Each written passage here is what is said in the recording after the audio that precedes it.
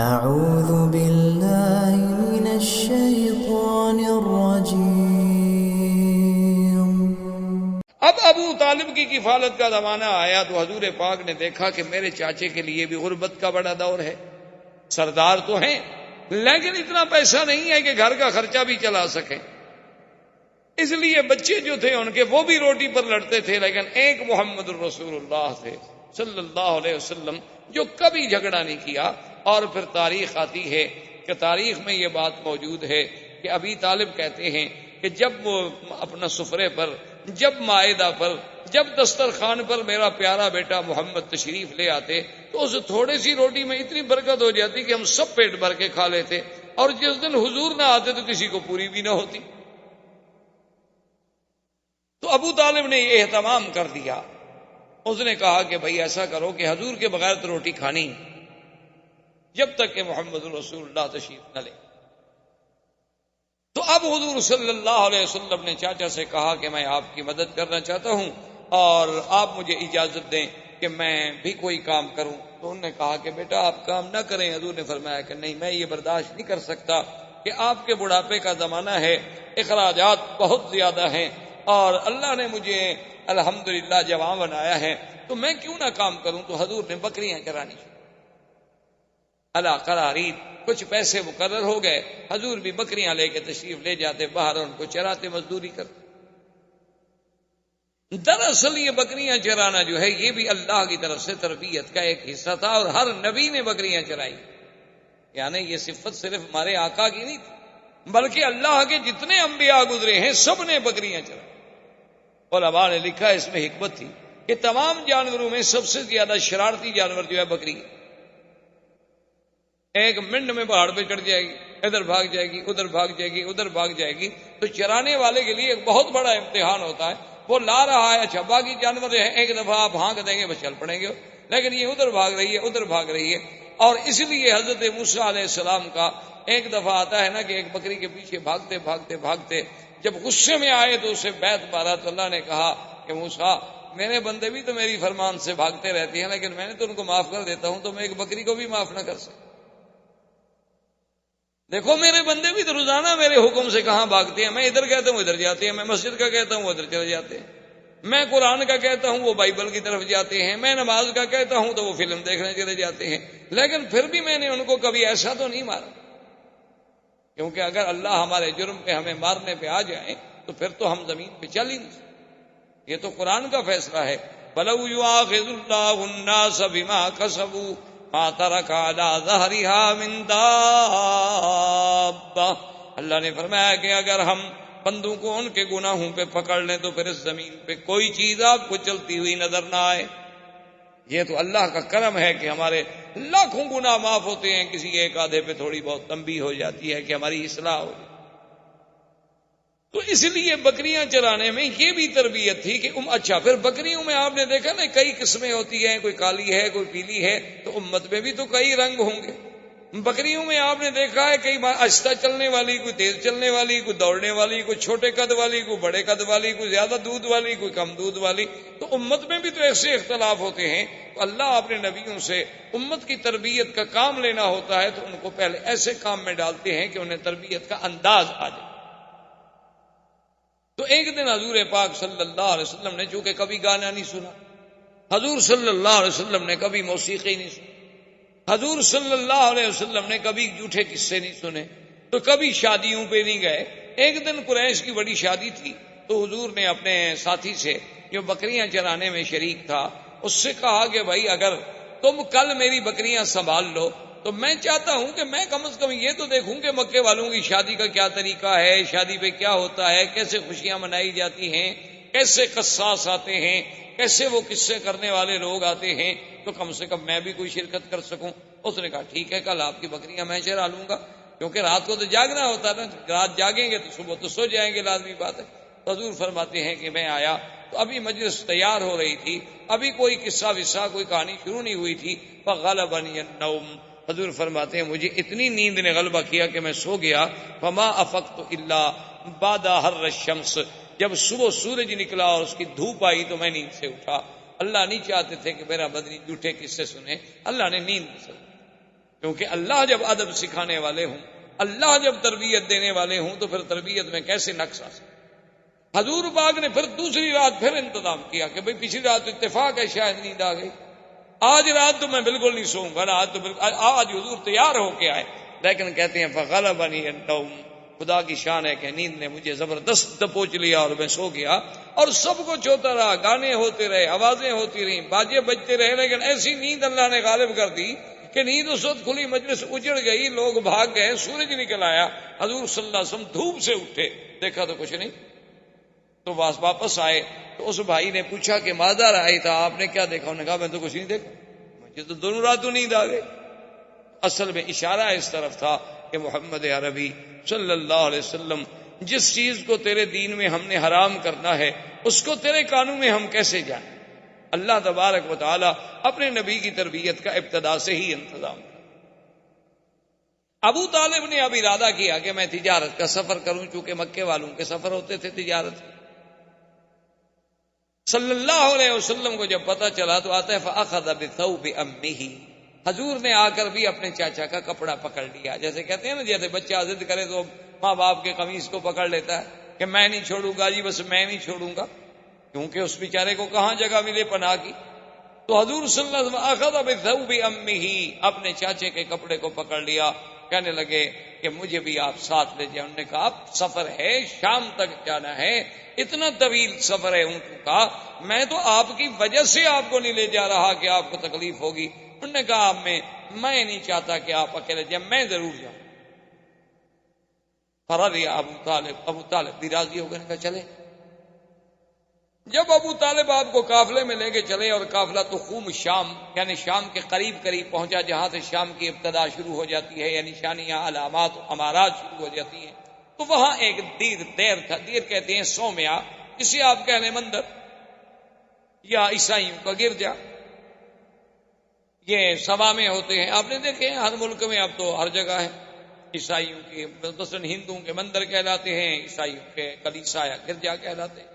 اللہ کی شان ہے، ویسے اردو میں نام اس کا بڑا عجیب ہے، گرجا، یعنی آپ اس کو ذرا آرام سے پڑھیں نا، گرجا۔ ویسے اللہ کی رحمت سے اب گر بھی رہے ہیں، ہزاروں ایسے ہیں جو بک گئے اور اس میں مسلمانوں کی مسجدیں مدرسے قائم ہو گئے۔ تو گر جانے کا معنی یہ تو نہیں ہوتا کہ حقیقت عبارت گر جائے، جب بدل گئی تو گویا گر گئی، اس کی بات تو ختم ہو گئی۔ تو بہرحال یہ ایک یعنی لطیفہ ہے کہ بعض آدمیوں کا نام ایسے ہوتا ہے نا جی، جیسے وہ ہمارے خواجہ صاحب تھے نا، وہ فوت ہو گئے، خواجہ محمد تو زندہ ہیں، اللہ کرے زندہ ہوں، جماعت اسلامی کے خواجہ طفیل بہت پرانے ان کے لیڈر ہیں۔ تو وہ ہمارے ایک ساتھی تھے، تو وہ جب ان کی بات ہوتی نا تو الیکشن میں ان کا مقابلہ، آپس میں ایک دوسرے کے مقابلے میں کھڑے، تو وہ کہتے نا کہ خواجہ تو فیل، یعنی طفیل جلدی سے کہیں تو پھر تو طفیل بنے گا، اگر ایسا کہیں تو فیل، تمہارے تو نام میں فیل ہے، تم نے کیا جیتنا ہے، تو فیل۔ تو اس لیے بعض چیزیں ایسی ہوتی ہیں کہ جن کی ادائیگی میں حروف سے ترجمے بگڑ جاتے ہیں اور معنی بدل جاتے ہیں۔ بہر صورت تو وہ جناب جب دیر میں پہنچے تو وہاں ایک راہب تھا، اور وہ کبھی اس دیر سے، اس سومیا سے، اس کلیسا سے باہر نہیں۔ اب یہ پہلی دفعہ تھی ابو طالب کے دور میں، جب یہ سفر پہ گئے تو ان کی زندگی میں یہ پہلا واقعہ تھا، یعنی اس سے پہلے کبھی ایسا نہیں ہوا کہ وہ راہب جو ہے وہ باہر نکلا ہو، لیکن وہ راہب باہر بھی آیا، اور آنے کے بعد اس نے یہ بھی کیا کہ اعلان کیا کہ بھئی تمام مکے کا جو قافلہ ہے ان سب کو میری طرف سے دعوت۔ ابو طالب حیران کہ بھئی یہ تو راہب کبھی باہر نہیں آیا اور آج ہمیں دعوتیں ہو رہی ہیں، بات کیا ہے؟ اور راہب نے اپنے سب چھوٹے چھوٹے جو اس کے تھے نا نیچے کام کرنے والے چھوٹے راہب، تو ان کو کہا کہ بھئی اعلیٰ سے اعلیٰ کھانے کا انتظام کرو، اور اتنا کھانے کا انتظام کرو کہ پورے قافلے کو کھلاؤ، اور ہر آنے جانے والے کو، گزرنے والے کو، بستی والوں کو، سب کو کھلاؤ، اور کسی چیز کی کمی نہیں ہونی چاہیے، اور خود کھڑے ہو کے نگرانی کرو۔ کھانے کا انتظام ہو گیا بڑی لمبی تفصیل میں۔ اب جناب جب کھانے کا وقت آ گیا تو راہب ایک کو غور سے دیکھ رہا ہے، اور اس کے بعد اس نے پوچھا ابو طالب سے کہ حل ترکتم احدن، کسی کو چھوڑ کے آئے ہو، کوئی بندہ رہ تو نہیں گیا؟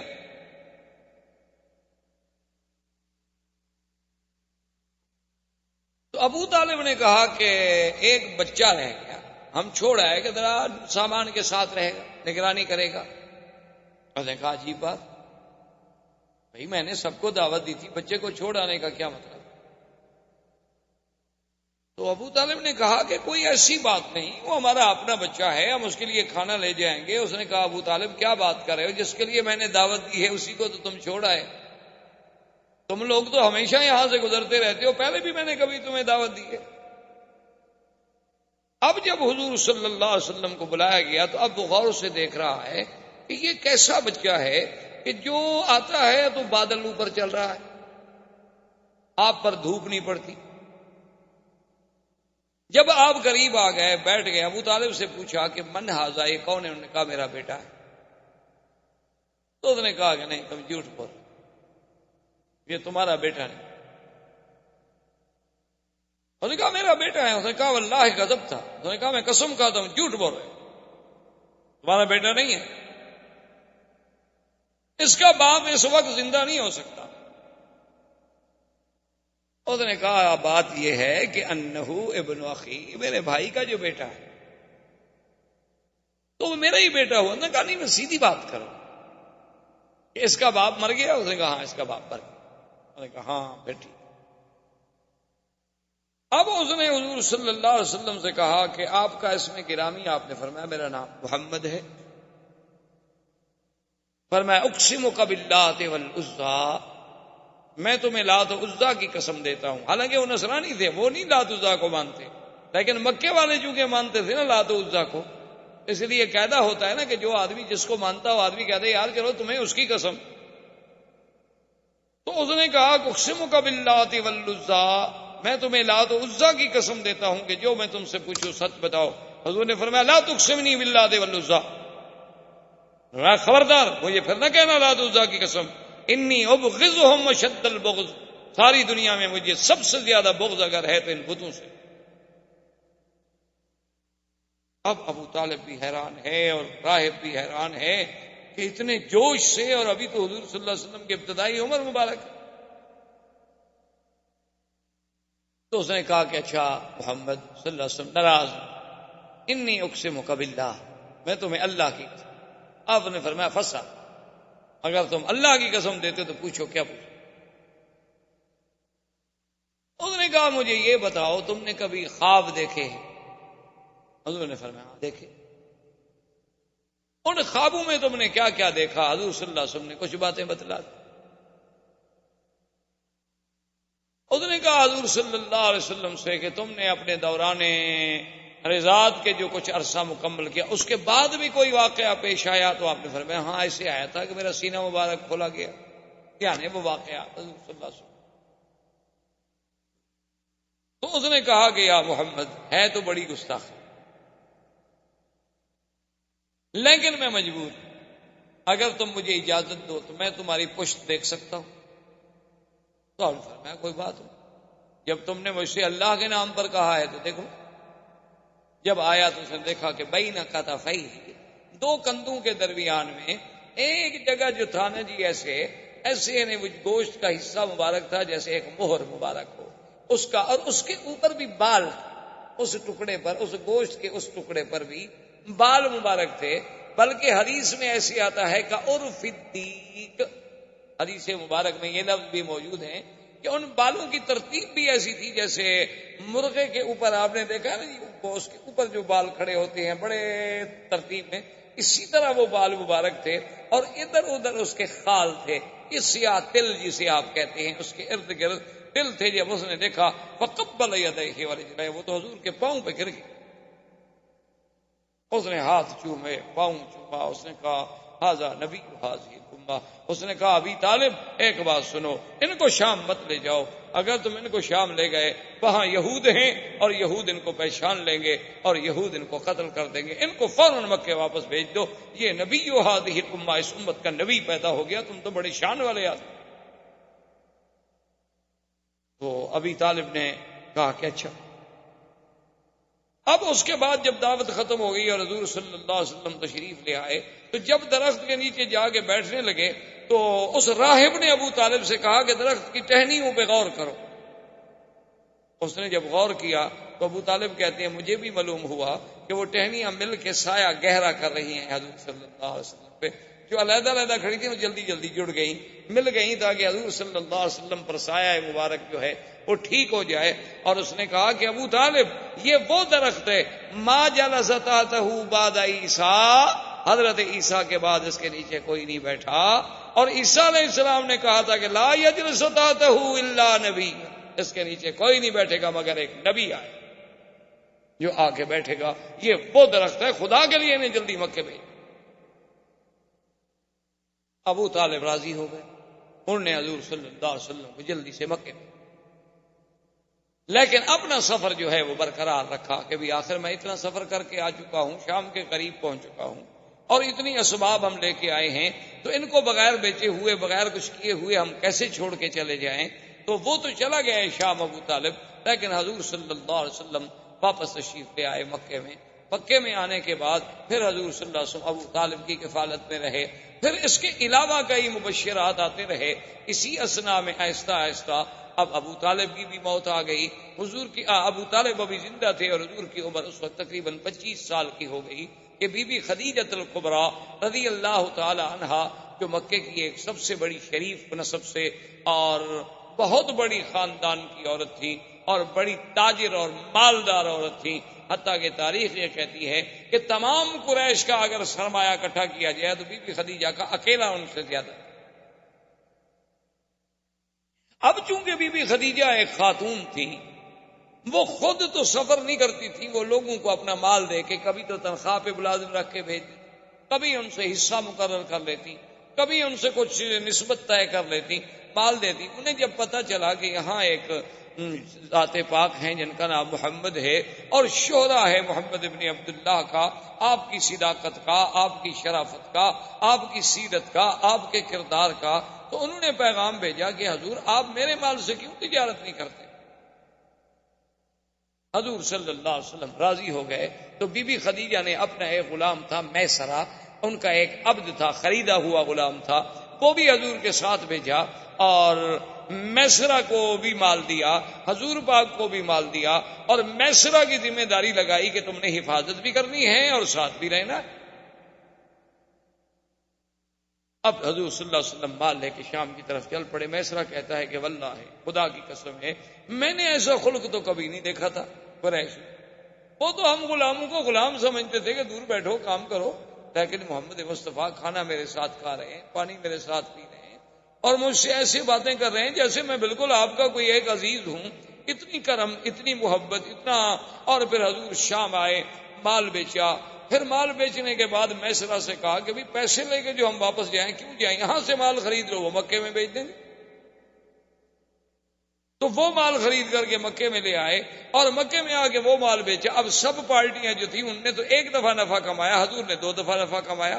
یعنی جب تجارت دی گئی تو اس میں بھی آپ سب سے آگے نکل گئے، کوئی مکے کا تاجر بھی مقابلہ نہ کر سکا.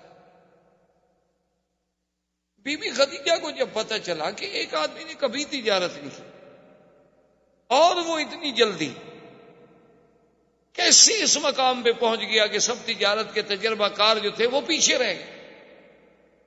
اس نے میسرہ کو بلایا، اس نے کہا میسرہ یہ کیسے؟ اس نے کہا بی بی کیا پوچھتی ہیں، یہ تو کوئی شان والا آدمی ہے.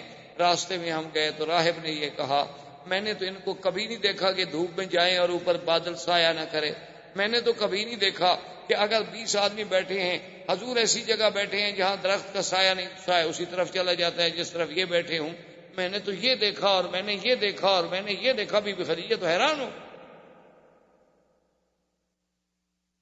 اب بی بی خدیجہ کے دل میں ایک تڑپ پیدا ہوئی کہ کہیں ایسا کیوں نہ ہو جائے کہ میں شادی کر لوں. حالانکہ اب بدنہ بی بی خدیجہ کو شادی کرنے کا کوئی ایسا خواہش نہیں تھی. بڑے بڑے سرداروں نے کہا تھا، بی بی نہیں مانی. لیکن اب ان کے دل میں ایک تمنا پیدا ہو. اسی لیے علماء نے لکھا ہے کہ مرد تو بڑے دانا اللہ پیدا کرتے ہیں، بہت دانا پیدا ہوتے ہیں اور ہوتے رہیں گے انشاءاللہ، لیکن عورتوں میں بہت قلیل دانا پیدا ہوئے. انہوں نے کہا ایک ان میں خدیجہ تھی اور جس نے حضور صلی اللہ علیہ وسلم کو پہچان لی، اور ایک ان میں بی بی تھی حضرت شعیب کی بیٹی کہ جس نے موسیٰ علیہ السلام کو دیکھ کے پہچان لیا۔ انہوں نے کہا اللہ نے ان لڑکیوں کو ایسی ذکاوت دی تھی، ایسا فہم دیا تھا، ایسا مقام دیا تھا کہ اس نے بھی موسیٰ علیہ السلام کو دیکھا تو وہ تاڑ گئی کہ یہ نبی ہے، یہ کوئی عام بندہ نہیں، اور بی بی خدیجہ بھی پہچان گئی۔ تو ایسے تاریخ میں لوگ جو ہیں بہت کم پیدا ہوئے، جیسے بی بی آسیہ تھی، جیسے بی بی مریم تھی، جیسے اخت موسیٰ علیہ السلام تھی۔ تو یہ اس قسم کی ذہین عورتیں بھی تاریخ میں بہت کم پیدا ہوئی، ان میں ایک سیدہ خدیجہ رضی اللہ تعالی عنہ۔ تو بی بی خدیجہ رضی اللہ تعالی عنہ نے ایک عورت تھی، اس کا نام تھا نفیسہ، اس کو بھیجا کہ بھئی تم جا کر ایسے حالات پیدا کرو کہ اللہ کے نبی محمد مصطفیٰ میرے ساتھ شادی کر لیں۔ جیسے لوگ ہوتے ہیں نا جی، عورتیں جاتی ہیں شادی کرانے کے لیے، پیغام لے کے جاتی ہیں، وہ نفیسہ اس قسم کی عورتوں میں سے تھی۔ تو وہ آئی حضور صلی اللہ علیہ وسلم کی خدمت میں، اور آ کر اس نے عرض کیا کہ یا محمد هل ترغب فی الزواج، کیا تم شادی کرنا نہیں چاہتے؟ جوان آدمی ہو، ماشاءاللہ، اتنا اللہ نے تمہیں صحت دی ہے، قوت دی ہے، شادی کیوں نہیں کرتے آپ؟ آپ نے فرمایا کہ نفیسہ شادی تو میں کرنا چاہتا ہوں، لیکن سوال یہ ہے کہ کس چیز سے شادی کروں؟ میرے پاس تو کوئی پیسہ نہیں، دولت نہیں، اور بغیر دولت کے پیسے کی شادی کیسے ہو؟ شادی کے لیے تو آخر پیسہ چاہیے، خرچ چاہیے، گھر چاہیے، میرے پاس تو کچھ نہیں۔ میں تو خود ابو طالب کی کفالت میں ہوں، چاچے کی کفالت میں ہوں، اور اگر میں کچھ کماتا ہوں تو اپنے چاچے کی مدد کر دیتا ہوں۔ اس نے کہا کہ هل ترغب فی المال والجمال والنسب، انہوں نے کہا کہ محمد مصطفیٰ صلی اللہ علیہ وسلم، کیا آپ چاہتے ہیں کہ میں ایک ایسی عورت جس میں جمال بھی ہو، مال بھی ہو اور نسب بھی، تینوں چیزیں جمع ہوں؟ کیونکہ بعض عورتیں جو ہیں جمال تو بڑا ہوتا ہے، خوبصورتی بڑی ہے، لیکن خاندان اچھا نہیں۔ بعض ایسی لڑکیاں ہوتی ہیں کہ خاندان بہت اچھا ہے لیکن بیچاری خوبصورت نہیں۔ بعض ایسی ہوتی ہیں کہ مال ہی کوئی نہیں، خوبصورت بھی ہے، خاندان بھی اچھا ہے، لیکن کوئی مال نہیں، کوئی آدمی شادی کرنا نہیں چاہتا۔ نے کہا کہ جب تینوں صفتیں جمع ہو جائیں تو هل ترغب، تو آپ نے فرمایا کہ ہاں، پھر کس کی رغبت نہیں ہوگی؟ میری بھی رغبت ہے اگر کوئی ایسی عورت ہو۔ کون؟ من هذه، کون ایسی عورت ہے جس میں یہ تینوں صفتیں ہیں؟ اس نے کہا محمد رسول اللہ، میں آپ سے چھپانا نہیں چاہتی، ہی خدیجہ، وہ خدیجہ۔ نے کہا کیا کہتی ہے نفیسہ؟ اینا خدیجہ، خدیجہ کہاں ہم سے شادی کرے؟ اس کو تو بڑے بڑے صنادید نے، بڑے بڑے رؤسائے قریش نے شادی کے پیغام بھیجے ہیں، اس نے سب کا رد کر دیا ہے۔ تو اب وہ ایک یتیم سے، میرا باپ فوت ہو گئے، میری ماں فوت ہو گئی، میرا دادا فوت ہو گیا، میں خود ابھی طالب کی کفالت میں ہوں، تو خدیجہ میرے ساتھ شادی کیسے کرے گی؟ تو اس نے کہا کہ حضور اگر آپ اس بات کو اپنی ذات تک محدود رکھیں تو مجھے تو خود خدیجہ نے ہی بھیجا ہے۔ تو آپ نے فرمایا کہ اچھا، پھر میں راضی ہوں۔ تو جب نفیسہ نے آگے خدیجہ کو پیغام دیا نا حضور کی رضا کا، تو بی بی خدیجہ کہتی ہے میرے لیے اس سے بڑا خوشی کا دن کوئی نہیں تھا، کیونکہ پہلے میں حالات تو سن چکی اور میں ساری علامات سے کسی نتیجے پر تو پہنچ چکی تھی کہ یہ کوئی نرالی شان والا بچہ ہے، جوان ہے۔ تو بی بی خدیجہ راضی ہوئی۔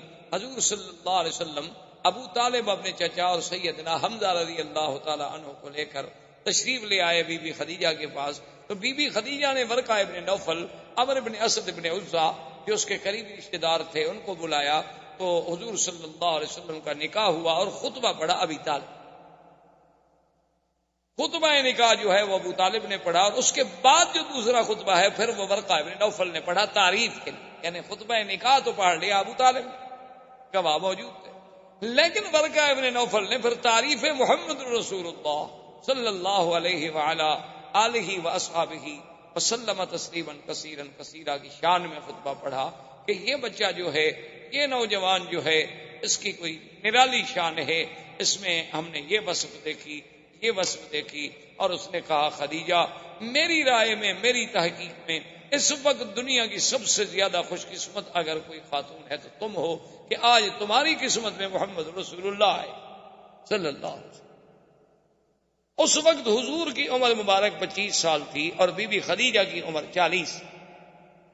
اور آپ سے پہلے وہ 2 شوہروں سے شادی کر چکے. اللہ کی شان ہے کہ حضور صلی اللہ علیہ وسلم کو جو اللہ نے اولاد دی ہے تقریباً ماں سوائے ایک بچے کے سب جو ہیں وہ بی بی خدیجہ سے.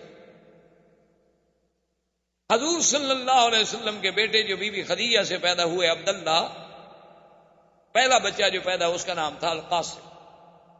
دوسرا بیٹا جو پیدا ہوا اس کا نام تھا عبداللہ. بعض لوگوں کو بڑی غلطی لگتی ہے، وہ کہتے ہیں حضور کے بیٹوں کا نام شاید طیب بھی تھا اور طاہر بھی تھا. یہ طیب طاہر آپ کے بیٹوں کا نام نہیں تھا. بہت سارے لوگ بلکہ بڑے اچھے خاصے پڑھے لکھے لوگ جو ہیں وہ بھی حضور کے بیٹوں کے نام طیب طاہر لکھ لیتے ہیں، حالانکہ حضور صلی اللہ علیہ وسلم کے کسی بیٹے کا نام طیب اور طاہر نہیں تھا. آپ کا پہلا بیٹا القاسم تھا، دوسرا بیٹا عبداللہ تھا. عبداللہ کے لقب 2 تھے، حضور اس کو طیب پکارتے تھے اور ماں اس کو طاہر پکارتی تھی. یہ آپ کا لقب تھا، نام عبداللہ تھا. اور ایک بیٹا حضور کا نام ابراہیم تھا جو بھی ماریا قبطیہ سے، جو مقوقس نے حضور کو ہدیہ بھیجا تھا، اس میں اس عورت سے پیدا ہوئی. اور قاسم جو ہے تقریباً وہ بھی 6-7 سال کی عمر میں فوت ہو گئے. عبداللہ بھی صغر سن میں فوت ہو گئے. اور ابراہیم جو ہیں وہ تو ابھی دودھ پینے کی عمر میں تھے کہ فوت ہوئے. اس لیے ایک صحیح حدیث مبارک میں ہے حضور نے فرمایا ان لہ برزۃ فی الجنہ، میرے بیٹے کے لیے اللہ نے جنت میں بھی دایا کا انتظام کیا ہے، وہ دودھ پلاتی ہے. اور حضور نے یہ بھی فرمایا تھا کہ اگر میرے اوپر نبوت کا دروازہ بند نہ ہو جاتا تو شاید میرا بیٹا ابراہیم جو ہے یہ بھی اللہ کا نبی. اتنی شان. اور آپ کی 4 بیٹیاں تھیں، سیدہ فاطمہ، سیدہ زینب، سیدہ رقیہ، سیدہ ام کلثوم رضوان اللہ تعالی علیہن اجمعین. یہ سب کے سب جو ہیں بی بی خدیجہ کے بچے.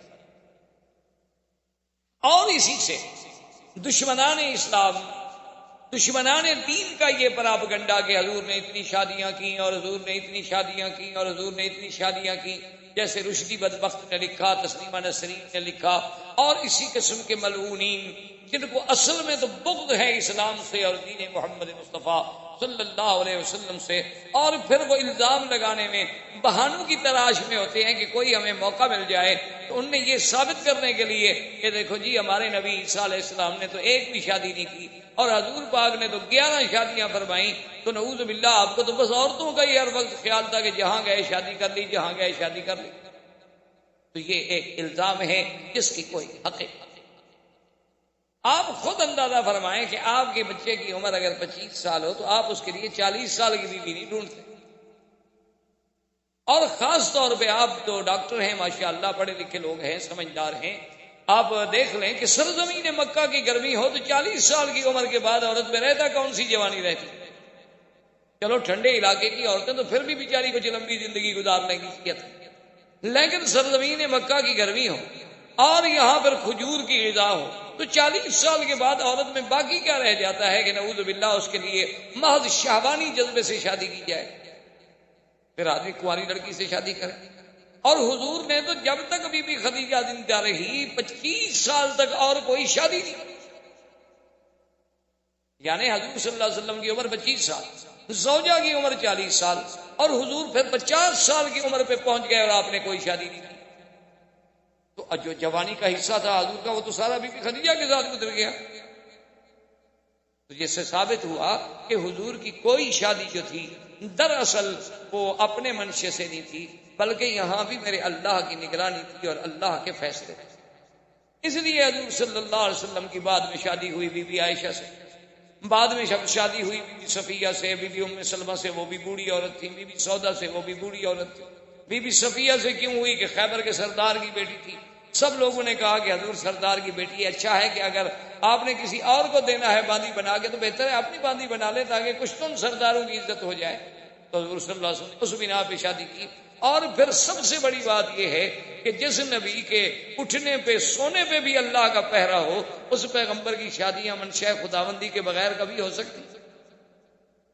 یہی وجہ تھی کہ جب سیدہ عائشہ صدیقہ رضی اللہ تعالی عنہا پہ تہمت لگی، منافقین نے تہمت لگا دی، تو حضور صلی اللہ علیہ وسلم نے بڑا لمبا واقعہ ہے قرآن میں بھی موجود ہے، حضرت عمر سے پوچھا کہ عمر تمہاری کیا رائے ہے کہ بی بی عائشہ پہ تہمت لگا دی گئی ہے، میں اس کا کیا کروں؟ بی بی عائشہ کو چھوڑ دوں، طلاق دے دوں، کیا حل کروں؟ تو حضرت عمر نے کہا حضور پہلے تو یہ آپ کا داخلی معاملہ ہے، اس میں یہ حق نہیں ہے دخل دینے کا، لیکن اگر آپ مجھ سے رائے لیتے ہیں تو مجھے بھی اجازت ہے کہ میں آپ سے ایک دو باتیں پوچھ لوں، آپ ناراض تو نہیں ہوں گے؟ حضور نے فرمایا کہ نہیں۔ تو حضرت عمر نے پوچھا کہ یا رسول اللہ، بی بی عائشہ سے جو شادی ہے یہ آپ نے اپنے منشے سے کی ہے یا حکم خداوندی سے؟ تو حضور نے فرمایا کہ نہیں، اللہ کا حکم ہے، وہ تو جبریل اس کی تصویر دے کر بھی میرے پاس آئے تھے، یہ تو اللہ کا حکم ہے۔ تو اس نے کہا حضور ہمیں اپنے بیٹوں کے لیے اچھی لڑکی مل جاتی ہے، اللہ کو اپنے نبی کے لیے پاک لڑکی نہیں ملی، ایک غلط لڑکی ڈھونڈ لی اللہ نے آپ کے لیے، یہ تو پھر اللہ میں نقص ہوا، اور اللہ تو ہر نقص سے پاک ہے۔ اور اس کے بعد نے کہا حضور مجھے ایک دوسرا سوال بتا دیں، پھر آپ کی مرضی جو فیصلہ کریں، آپ کے بدن مبارک پر یہ اڑتی ہوئی مکھی جو ہے گندی ہے بیٹھتی ہے؟ حضور نے فرمایا کہ نہیں۔ نے کہا حضور آپ پر اللہ گندی مکھی تو نہیں بیٹھنے دیتے، آپ کے بستر پر ناپاک عورت کو بیٹھنے دیں؟ فسریان رسول اللہ، حضور کا چہرہ کھل۔ حضور نے فرمایا عمر تمہاری رائے بڑی عجیب ہے، اور گھر پہنچی اور اللہ کا قرآن نازل ہو گیا بی بی عائشہ کی صفائی سے۔ تو اس لیے میرے کہنے کا مقصد یہ تھا کہ اگر صرف سیرت رسول کے اس پہلو پہ آپ غور کریں کہ حضور کی شادیاں کیوں ہوئیں، کب ہوئیں، کیا عمر تھی، تو آپ حیران ہو جائیں گے کہ یہ بھی سیرت کا ایک عظیم پہلو ہے جس کو دشمنوں نے حضور پر اعتراض کا ذریعہ بنا۔ اللہ تبارک و تعالی آپ کو مجھے حضور کی سیرت پہ چلنے کی توفیق دے۔ اللہم صلی علی سیدنا محمد وعلی آل سیدنا محمد۔ سبحان ربك رب العزة عما يصفون وسلام على المرسلين والحمد لله رب العالمين۔